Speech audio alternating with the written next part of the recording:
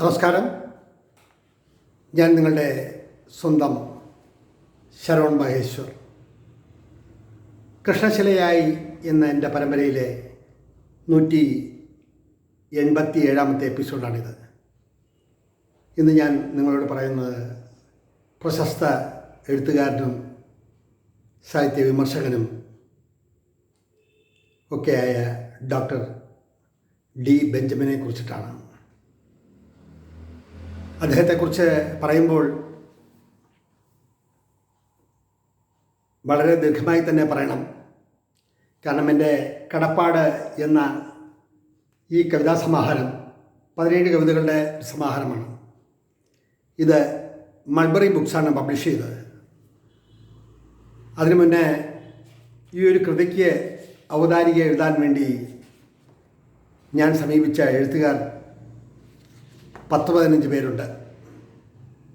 കവിതയാണെന്നും കവിത അല്ല എന്നും കവിത എഴുതാൻ ആദ്യം പഠിക്കണമെന്നും അക്ഷരങ്ങൾ പഠിക്കണമെന്നും അങ്ങനെ നിരവധി കമൻറ്റുകൾ കേൾക്കുകയും അനുഭവിച്ചറിയുകയും ഇനി എങ്ങനെ ഇതിനെ ഒന്ന് പുസ്തകമാക്കി മാറ്റാം എന്നുള്ള ചിന്തയോടെ കഴിയുന്ന അവസരത്തിൽ ഇതിൻ്റെ കുറേയധികം കോപ്പികളെടുത്ത് ഞാൻ വയലാർ അവാർഡ് നേടിയ പ്രൊഫസർ തിരുനെല്ലൂർ കരുണാകരനെയും അതുപോലെ വൈക്കം മുഹമ്മദ് ബഷീറിനെയും ഡോക്ടർ ഡി ബെഞ്ചമിനെയും അങ്ങനെ നിരവധി പേരെ കാണുകയും സംസാരിക്കുകയും ചെയ്തു. ഡോക്ടർ എഴുമംഗലം കരുണാകരൻ്റെ ഔദാരിക വായിച്ചാൽ അതോടുകൂടി എഴുത്ത് നിർത്തും. ഓരോ എഴുത്തുകാരനും ഓരോ സാഹിത്യകാരൻ്റെയും വീക്ഷണം വിവിധ തരത്തിലാണ്, വിവിധ കോണുകളിലൂടെയാണ്. അതിൽ ആരെയും കുറ്റം പറയാൻ കഴിയില്ല. അങ്ങനെ ഒരുപാട് പേർക്ക് കോപ്പി കൊടുത്ത് ഒടുവിൽ പലരും ഔദാരിക എഴുതന്നു. ഇതിൽ പ്രൊഫസർ തിരുനെല്ലൂർ കരുണാകരൻ സാറിൻ്റെയും ഡോക്ടർ ഡി ബെഞ്ചമിൻ്റെയും അതിനേക്കാൾ ഉപരി പത്മശ്രീ ഡോക്ടർ വൈക്കം മുഹമ്മദ് ബഷീർ 18 വർഷങ്ങൾക്ക് ശേഷം കയ്യൊപ്പോടുകൂടി സ്വന്തം കൈപ്പടയിൽ എഴുതിയത് അതേപടി ഇതിൽ ചേർത്തിട്ടുണ്ട് ഈ സൃഷ്ടി. ഇതെല്ലാം ഞാൻ പറഞ്ഞത് ഞാൻ ഈ കടപ്പാടിൻ്റെ കയ്യെഴുത്ത് പ്രതിയുമായി പലരെയും കണ്ട് തളർന്ന് വിവശനായി എന്ന് വേണം പറയാൻ. ഒടുവിൽ ഞാൻ ശ്രീകാര്യത്തിനപ്പുറം തിരുവനന്തപുരം ശ്രീകാര്യത്തിനപ്പുറം ഉള്ള ചാവടി മുക്കുന്ന സ്ഥലത്തെ ഗാന്ധിനഗറിൽ താമസിക്കുന്ന ഡോക്ടർ ഡി ബെഞ്ചമിൻ സാറിനെ ചെന്ന് കാണുന്നു. അദ്ദേഹത്തെ കണ്ട് എൻ്റെ കവിതാ സമാഹാരം ഏൽപ്പിച്ചിട്ട് ഞാൻ അദ്ദേഹത്തോട് പറഞ്ഞു, സാർ, നല്ലതോ ചീത്തതോ എന്നുള്ളതല്ല ഇവിടുത്തെ വിഷയം. ഈ കവിതകൾ വായിച്ച് അങ്ങക്ക് എന്തു തോന്നുന്നു? നല്ലതായാലും മോശമായാലും എന്തു തോന്നുന്നു അത് വളരെ വിശദമായി തന്നെ പ്രതിപാദിക്കണം. ഒരു എഴുത്തുകാരനെ സംബന്ധിച്ചിടത്തോളം താൻ എഴുതുന്നതൊക്കെ മഹത്തരമാണ് എന്നുള്ള വിശ്വാസത്തോടു കൂടിയൊന്നുമല്ല ആരും എഴുതുന്നത്. അവരവർക്ക് തോന്നുന്ന ചിന്തകൾ അത് നല്ലതാണ് എന്നുള്ള വിശ്വാസത്തിലാണ് ഓരോ എഴുത്തുകാരനും എഴുതുന്നത്. അത് മറ്റുള്ളവർ എങ്ങനെ വിവക്ഷിക്കുന്നു, മറ്റുള്ളവർ എങ്ങനെ സ്വീകരിക്കുന്നു എന്നത് അവരുടെ കാഴ്ചപ്പാടിലൂടെയാണ്. എല്ലാം നല്ലതായാൽ പിന്നെ ചീത്തതായിട്ടൊന്നും ഈ ലോകത്തുണ്ടാവില്ലല്ലോ. വളരെ സൂക്ഷ്മമായി പഠിച്ച് പ്രൊഫസർ തിരുനെല്ലൂർ കരുണാകരൻ ഇതിനൊരു ആമുഖം എഴുതിയിട്ടുണ്ട്. അതിനേക്കാൾ ഉപരി വിശദമായി പഠിച്ച് ബെഞ്ചമിൻ സാർ ഇതിലെഴുതി എന്നുള്ളതാണ് പ്രധാനം. അദ്ദേഹത്തെക്കുറിച്ച് പറയുമ്പോൾ മനസ്സിൽ ഓടിയെത്തുന്ന ഒരു വലിയ ബ്രീഫ് തന്നെ ഈ എപ്പിസോഡിൽ ചേർത്തിട്ടുണ്ട്. മലയാള സാഹിത്യ നിരൂപകൻ, അധ്യാപകൻ, പ്രൊഫസർ എന്നീ നിലകളിൽ സേവനമനുഷ്ഠിച്ചു. 1948 സെപ്റ്റംബർ 2 തിരുവനന്തപുരത്ത് ജനനം. കേരള സർവകലാശാലയിൽ നിന്നും MA PhD ബിരുദങ്ങൾ. നോവൽ സാഹിത്യ സമർപ്പണം എന്നതിന് കേരള സാഹിത്യ അക്കാദമി പുരസ്കാരം നേടി. നിരവധി അവാർഡുകൾ അദ്ദേഹത്തിന് ലഭിച്ചിട്ടുണ്ട്. നോവൽ സാഹിത്യ പഠനം എന്നാണ് ആ കൃതിയുടെ പേര്. അതിലൊരു ചെറിയ സമർപ്പണം എന്നായി മാറിയത് എൻ്റെ ഭാഗത്തു നിന്നുള്ള ഒരു തെറ്റാണ്. നോവൽ സാഹിത്യ പഠനം എന്ന കൃതിക്കാണ് കേരള സാഹിത്യ അക്കാദമി അവാർഡ് ലഭിച്ചിട്ടുണ്ട്. നിരവധി പ്രബന്ധങ്ങൾ, നിരവധി ഗ്രന്ഥങ്ങൾ അദ്ദേഹം എഴുതിയിട്ടുണ്ട്. നിരവധി പുരസ്കാര സമിതികളിൽ അംഗമായി ഇരുന്നിട്ടുണ്ട്. വിശിഷ്യ എൻ്റെ വിവാഹത്തിനും അദ്ദേഹം പങ്കെടുത്തു. സ്നേഹധനനായ, അറിവുള്ള ഒരു വലിയ വ്യക്തിത്വമാണ് ബെഞ്ചമിൻ സാർ. അദ്ദേഹം ഇപ്പോൾ തിരുവനന്തപുരം ചാവടിമുക്കിലെ വീട്ടിൽ വിശ്രമ ജീവിതം നയിക്കുകയാണ്. 56 പുസ്തകങ്ങൾ എഴുതി, 69 പേരോളം, എല്ലാം കൂടെ കണക്കൂട്ടിയാൽ 75 പേർ എൻ്റെ സൃഷ്ടികൾക്ക് അവതാരികയും ആമുഖങ്ങളും എഴുതിയിട്ടുണ്ട്. ഇത് പലതവണ പറഞ്ഞതാണ്. പക്ഷേ അതിൽ നിന്നെല്ലാം വ്യത്യസ്തമായി വളരെ അപഗ്രഥനത്തോടെ എൻ്റെ ഒരു സൃഷ്ടിക്ക് അവതാരിക എഴുതിത്തുന്ന ഡോക്ടർ D. ബെഞ്ചമിൻ സാർ എഴുതിയ വാക്കുകൾ നിങ്ങളെ ഞാൻ വായിച്ച് കേൾപ്പിക്കാം. അത് അത്യന്താപേക്ഷിതമാണ് എന്ന് തോന്നിയതുകൊണ്ടാണ് സാഹിത്യത്തെ സ്നേഹിക്കുന്നവർ, സാഹിത്യ സൃഷ്ടികൾ ചെയ്യുന്നവർ അവരനുഭവിക്കുന്ന വേദനകളും സന്തോഷങ്ങളും എല്ലാം പലരും പലതരത്തിലാണ് ഉൾക്കൊള്ളുക. പക്ഷേ ഈ കവിതാ സമാഹാരത്തെക്കുറിച്ച് ബെഞ്ചമിൻ സാർ എഴുതിയത് നിങ്ങളെ വായിച്ച് കേൾപ്പിക്കുന്നത്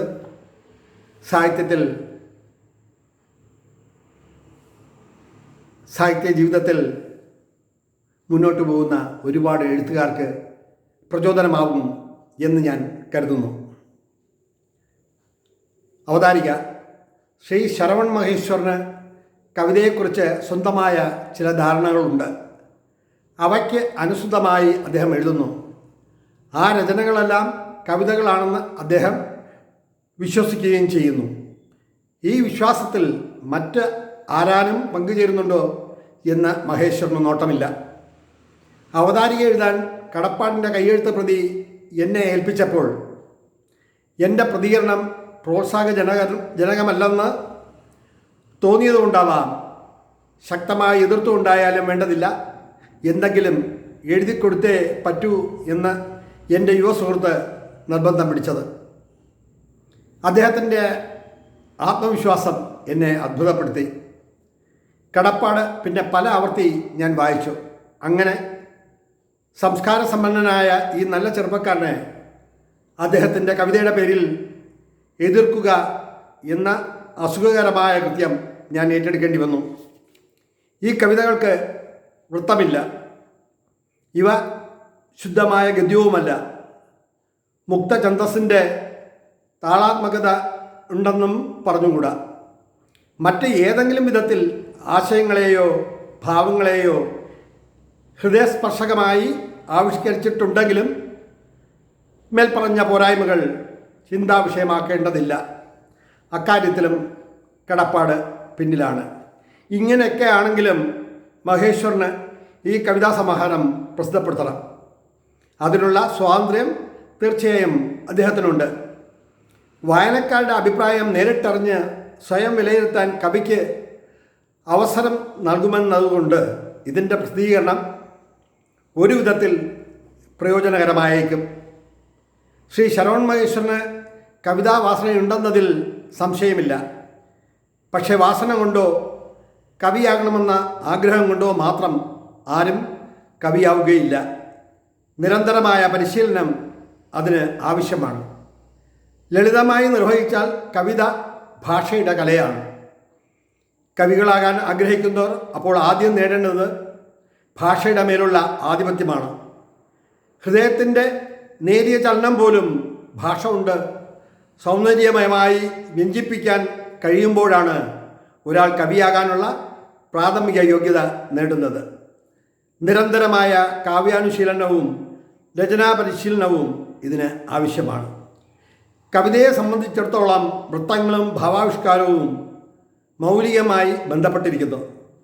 മനുഷ്യ ജീവിതത്തിൻ്റെ ആരംഭകാലം മുതൽക്കേ ചിത്തവൃത്തികളുടെ സ്വാഭാവിക ആവിഷ്കാരങ്ങളെല്ലാം ജീവിത ചലനങ്ങളുടേതായ താളാത്മക രൂപം നേടിയവയാണ്. അതുകൊണ്ടാണ് കവിത ഛന്ദോമയമായത്. വൃത്തങ്ങളുടെ സാധ്യത ശക്തവും സ്വതന്ത്രവുമായ ആത്മപ്രകാശനത്തിന് തീർത്തും അപര്യാപ്തമാണെന്ന് അനുഭവം കൊണ്ട് ബോധ്യമാകുമ്പോൾ മാത്രമേ കവികൾ അവയെ ലംഘിക്കുകയോ ഉപേക്ഷിക്കുകയോ ചെയ്യാറുള്ളൂ. വൃത്തമെന്നാൽ എന്താണെന്ന് പോലും മനസ്സിലാക്കാൻ ശ്രമിക്കാത്തവർ അതിനെ നിരസിക്കുന്നതിൽ എന്താണ് അർത്ഥം? ഞാൻ ഇത്രയും ഇവിടെ പറഞ്ഞത് വാസനാനുഗ്രഹീതനായ ശ്രീ ശരവൺ മഹേശ്വറിന് നല്ലവണ്ണം ശ്രമിച്ചാൽ ഒരു നല്ല കവിയാകാൻ കഴിയുമെന്ന വിശ്വാസം കൊണ്ടാണ്. ആ വിശ്വാസം ജനിപ്പിക്കുന്ന പ്രത്യാശയോടെ അദ്ദേഹത്തിന് വേണ്ടി ഈ പുസ്തകം വായനക്കാരുടെ മുന്നിൽ സമർപ്പിക്കുന്നു. തിരുവനന്തപുരം 28/9/1985. ഇതിൽ നിന്നും വ്യത്യസ്തമാണ് ഞാനിപ്പോൾ വായിച്ചത്. പ്രൊഫസർ തിരുനെല്ലൂർ കരുണാകരൻ എഴുതിയതാണ്. അതിൽ നിന്നും ഏറെ വ്യത്യസ്തമാണ് ഡോക്ടർ ഡി ബെഞ്ചമിൻ. ഒരു കമ്പാരിറ്റീവ് സ്റ്റഡി നടത്തുമ്പോൾ ഓരോ എഴുത്തുകാർക്കും മറ്റുള്ളവർ എഴുതിയത് എങ്ങനെയാണ്, ഏത് തരത്തിലാണ് എന്ന് ചിന്തിക്കാൻ വേണ്ടിയാണ് ഈ സൃഷ്ടിയിലെ 2 അവതാരികകൾ ഞാൻ നിങ്ങളെ വായിച്ച് കേൾപ്പിക്കുന്നത്. അപ്പോൾ ഡോക്ടർ ഡി ബെഞ്ചമിൻ പറഞ്ഞത് ഇതേ സൃഷ്ടിയെക്കുറിച്ചാണ്.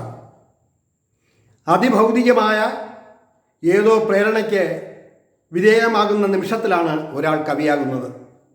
നേര് പറഞ്ഞാൽ അയാൾക്ക് കലയെക്കുറിച്ചൊന്നും അറിഞ്ഞുകൂടാ.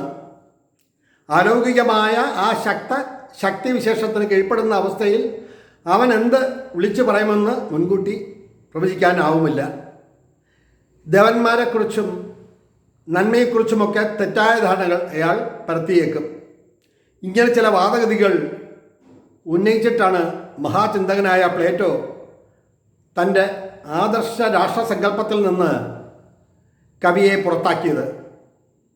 തുടർന്ന് കവിതയെ പിടിച്ചു ചിന്തിച്ച അരിസ്റ്റോട്ടിലും ഫോറസും ലോഞ്ചറസുമെല്ലാം തന്നെ കവിയെ കവിയാക്കുന്ന ഈ അലൗകിക ശക്തിവിശേഷത്തെക്കുറിച്ച് ഗൗരവപൂർവം പരാമർശിച്ചിട്ടുണ്ട്.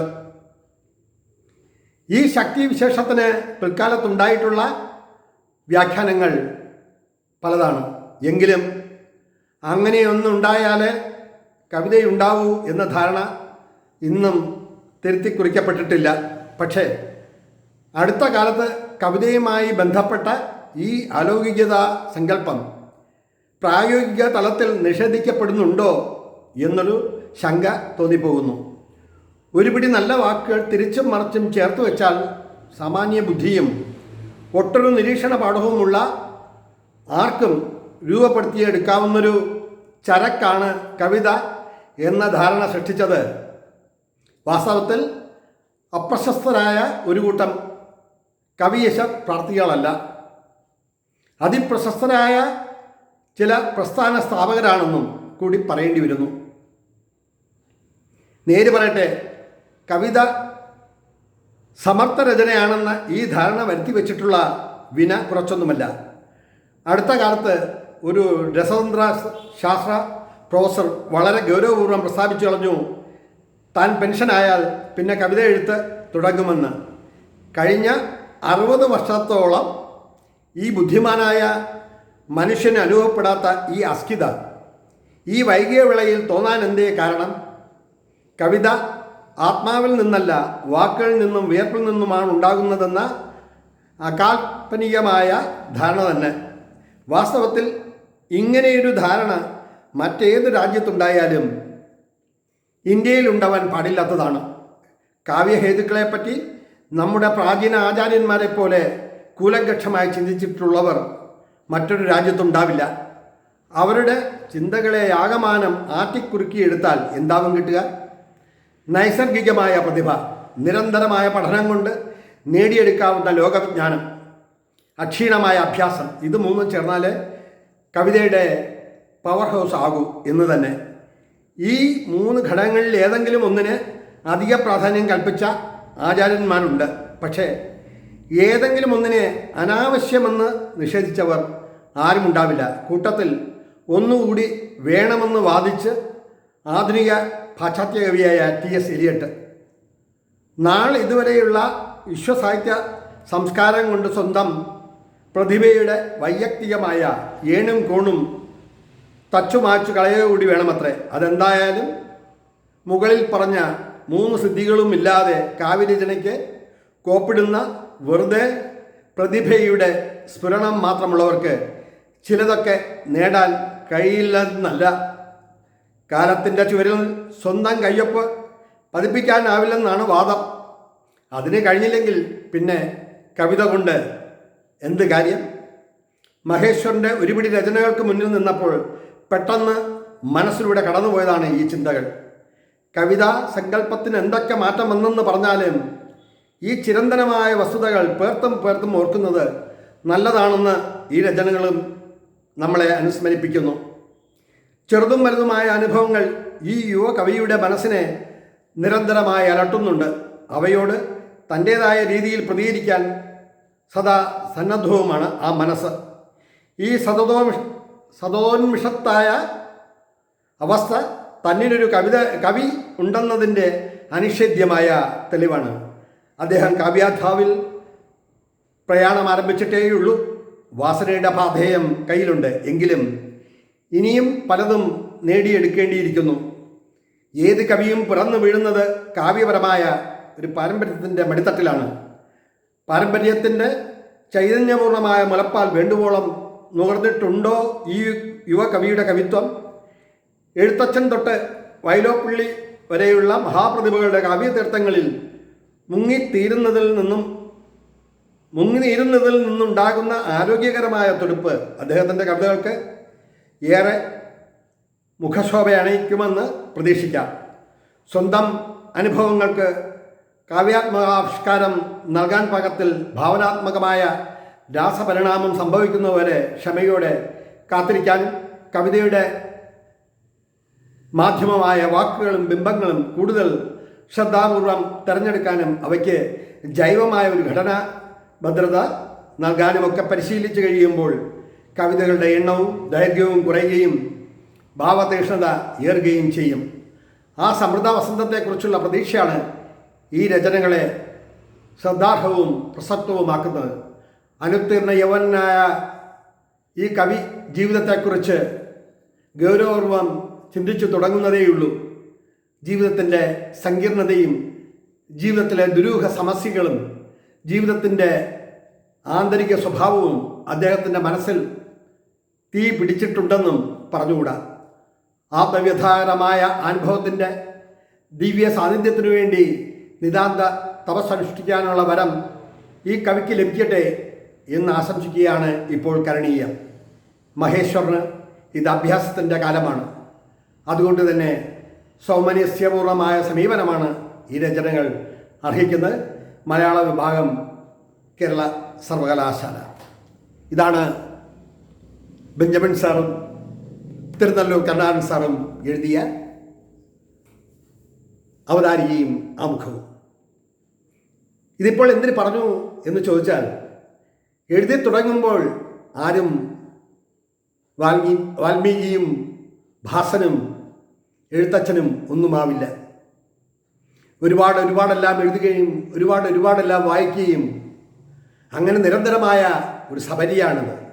പിന്നെ എന്തുകൊണ്ട് ഇങ്ങനത്തെ വിമർശനങ്ങളും ഇങ്ങനത്തെ അഭിപ്രായങ്ങളും ചേർക്കുന്നു എന്ന് ചോദിച്ചാൽ, എൻ്റെ അറിവ് എത്രത്തോളമുണ്ട്, എനിക്ക് എന്തറിയാം എന്ന് മനസ്സിലാക്കാൻ വേണ്ടിയാണ് ഇത്തരുണത്തിൽ 2-3 പേരുടെ അവതാരികകളും ആമുഖങ്ങളും ചേർക്കുന്നത്.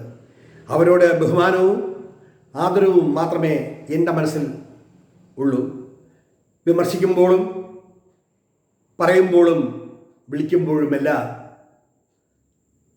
നമ്മൾ ഒരു എഴുത്തുകാരനാണ് എന്നതിൻ്റെ ഒരു സൂചനയാണ്. ബെഞ്ചമിൻ സാർ വളരെ വിശദമായി എഴുതി, തിരുനെല്ലൂർ സാറും വളരെ വിശദമായി എഴുതി. 1997 നിന്നും 2025 വരുമ്പോൾ 10-28 വർഷം കഴിഞ്ഞിരിക്കുന്നു. മൾബറി ബുക്സാണ് ഇതിൻ്റെ 1-ാം പതിപ്പ് പ്രസിദ്ധീകരിച്ചത്. ഇതുവരെ ഒരു 16ഓളം കവിതാ സമാഹാരങ്ങൾ പ്രസിദ്ധീകരിച്ചു കഴിഞ്ഞു. നിരന്തരമായ എഴുത്ത് ഇപ്പോഴും തുടരുന്നു. കവിയായോ എന്ന് ചോദിച്ചാൽ എന്താണ് പറയേണ്ടത്? എല്ലാം കാലം നിശ്ചയിക്കും എന്നാണ് എൻ്റെ പക്ഷം. വായനക്കാർ പലവിധമാണ്. അവരുടെ ആസ്വാദന തലവും പല വിധത്തിലും പലതരത്തിലുമാണ്. ഇത്തരുണത്തിൽ ഡോക്ടർ ഡി ബെഞ്ചമിൻ സാറിൻ്റെ അവതാരിക എൻ്റെ മനസ്സിനെ വളരെയധികം സന്തോഷിപ്പിച്ചു എന്ന് മാത്രമല്ല, അദ്ദേഹത്തിന് ദീർഘായുസ്സും ആയുരാരോഗ്യവും നേർന്നുകൊണ്ട് ഇവിടെ ചുരുക്കട്ടെ അദ്ദേഹത്തെക്കുറിച്ചിട്ടുള്ള എൻ്റെ വാക്കുകൾ. അതിനു മുന്നേ ഒന്നുകൂടി പറയേണ്ടതുണ്ട്. എന്താണെന്ന് വെച്ചാൽ, അദ്ദേഹത്തെ പോയി കണ്ട് സംസാരിച്ച് മടങ്ങുമ്പോൾ അദ്ദേഹം പറഞ്ഞൊരു വാക്കുണ്ട്: എഴുത്തുകാരെ പ്രോത്സാഹിപ്പിക്കുക, അവരിലെ നന്മയും തിന്മയും ഒക്കെ തിരിച്ചറിയുക. ഓരോ മുതിർന്ന എഴുത്തുകാരും എഴുത്തിൽ തുടക്കം കുറിക്കുന്നവന് ഒരു സരസ്വതി ബിംബമായിരിക്കണം, അല്ലെങ്കിൽ സരസ്വതി കടാക്ഷം ഉണ്ടായിരിക്കണം എന്നതാണ് എൻ്റെ കാഴ്ചപ്പാട്. അദ്ദേഹത്തെക്കുറിച്ച് ഇത്രയും പറഞ്ഞുകൊണ്ട്, അദ്ദേഹത്തിൻ്റെ അവതാരിക വായിച്ച് കേൾപ്പിച്ചുകൊണ്ട് ഇവിടെ ചുരുക്കട്ടെ എൻ്റെ വാക്കുകൾ. നന്ദി, നമസ്കാരം.